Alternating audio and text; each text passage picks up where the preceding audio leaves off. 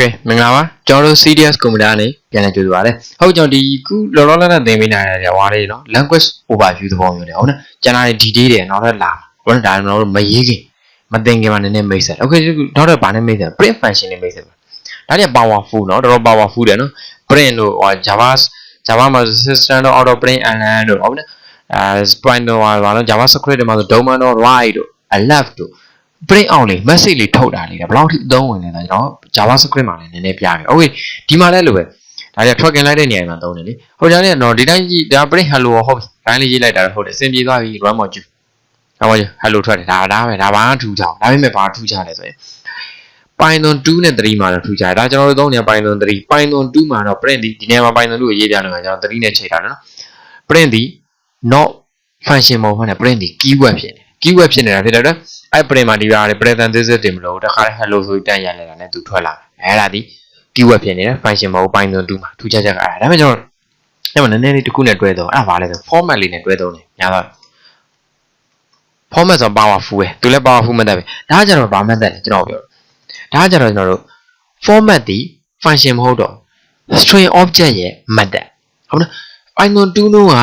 သူဒီ string ကိုယ်တိုင်က object မဟုတ်ဘူး object အနေနဲ့မရှိဘူးဒါပေမဲ့အခုနောက်ပိုင်းဒီမှာ Python 3တွေမှာနောက်ပိုင်း language တော်တော်များများ everything is object ဆိုတဲ့ view ဟာအတိုင်းပဲကျွန်တော်ဘာတွေဖြစ်လာလဲဆိုအကုန်လုံး object လို့ရှုမြင်လာ object လို့ရှုမြင်လာဖြစ်တယ် object မှာဘာရှိလဲ property ရှိတယ် method ရှိတယ်ဟုတ်မလားattribute ရှိတယ် behavior ရှိတယ် okay အဲ့ကြောင့်လူဒီ string မှာလုပ်လို့ရတဲ့ method တွေရှိလာတယ်အဲ့ကြောင့်လည်းတော့ဒီမှာ format ဆိုတဲ့ method တွေနဲ့လုပ်ချင်တက်ဒီမှာနမူနာပြတယ်ဟုတ်မလား f1 ဒီ format ဒီမှာတော့ဘာထည့်မလဲဆိုရင်ကျွန်တော်ထည့်ခြင်းနဲ့ဒီမှာလိုလေးထည့်မယ်ဗျာဒီမှာနောက်မှာ format ဆိုဒီနောက်မှာအဲ့ format ထဲကဝင်ပေးအောင်ကျွန်တော်ထည့်ပေးရတယ်ဟုတ်လား okay ဒီနောက်မှာတော့ h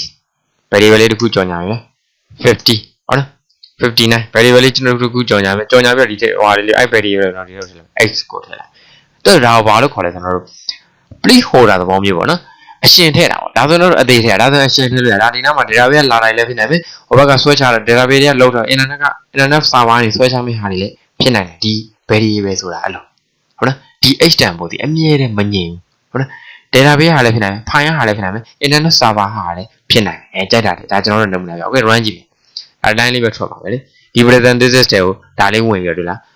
59ဆိုပြီးထွက်နေမှာ okay ဒါဒီကျွန်တော်တို့ print ရဲ့ထူးခြားတယ်ဒါပေမဲ့နာမည်လေးနောက်တစ်ခုထူးခြားတယ်တစ်ခုရှိတယ် Python 3အခု Python 8တွေရောက်လာတော့ရေးပုံရေးနည်းလေးနည်းနည်းပြောင်းတယ်ပြောင်းနေဆိုတာဒါကြီးရေးလို့မရတော့တော့မဟုတ်ရေးလို့ရတယ်ဒါပေမဲ့ရေးသားနည်းလေးတွေပြောင်းလာတာ language style တွေသဘောပေါက်ပါလိနားလည်သိခြင်းနဲ့ဗျ3မှာလည်း 3.86 3.6 နောက်ပိုင်းနေဆိုဒီလိုလေးပြောင်းလာအခုဆိုရင် 3.8.2 တော့လည်းကျွန်တော်သုံးနေတဲ့ version အဲ့လိုလေးတွေလည်းကျွန်တော်တို့သတိထားရတယ်ဒီပညာလောက်ခါဟုတ်ကျွန်တော်ဒီမှာဒါဆိုခုဒါ format မတတ်နေလားဒါကျွန်တော် f လေးနဲ့ဆိုတာတစ်ခါတည်းပြီးသွားပြီဟုတ်လား f လေးနဲ့ဘာဖြစ်တော့လဲပြီးသွားပြီမကြည့် f လေးနဲ့ပြီးမယ်ဒီ format မလို့တော့ဟုတ်လားဒီ format မလို့တော့နဲ့ဒီ queen တွေကိုတိုက်ရိုက်ထည့် x တူတူပဲထွက်မှာ control ချက်နဲ့ run ကြည့်စိတ်ခိုင်းမယ်နဲ့တွေ့ embedded syntax okay ဟုတ်ပြီနော် sorry ပြိုင်တန်းနဲ့ဟိုဗရီမထားမြနဲ့အဲ့ဒါတက်ဒီမှာကြည့်ကျွန်တော်ဒီ space bar နဲ့ sorry ဒီနောက်မှာ space bar ချသွားတယ်လား indentation ရေးကြည့်ရနော် indentation ရေးကြည့်ပဲ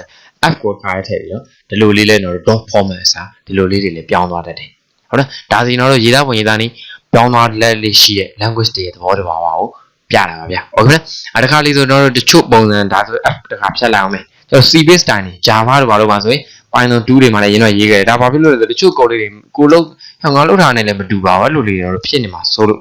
ဒါဆို %d ဆို digit ကိုအစားထိုးမှာဖြစ်တဲ့အတွက်သူဟာ %d ဆိုတာဒါကျွန်တော်တို့ Java တွေမှာဆို comma နဲ့ခိုင်းဒါပေမဲ့ဒီမှာလည်း process နဲ့ဘာကိုထားလိုက်မလဲဆို h ကိုထားလိုက်အဲ့ဒီပုံစံလေးလည်းကျွန်တော်တို့ရေးထားရှိတယ်အရင်တော့ဒါ C base language တွေမှာတွေ့လားဒါပုံစံတွေတွားကြည့်ကိုစားပြုလိုက်တာပေါ့ဗျာဒီ %d နားမှာဒါဒီ format လေးဒီအရှင်ပဲဟောပြောင်းလဲနေမယ်အဲ့ဒါကိုပဲနေမယ်လို့ခေါ် okay ဒါသဘောတရားပါဒါ language overview လေးသဘောပဲနော်ဒါလေးလေးမှတ်ထားပြီပါ okay thank you ဗျ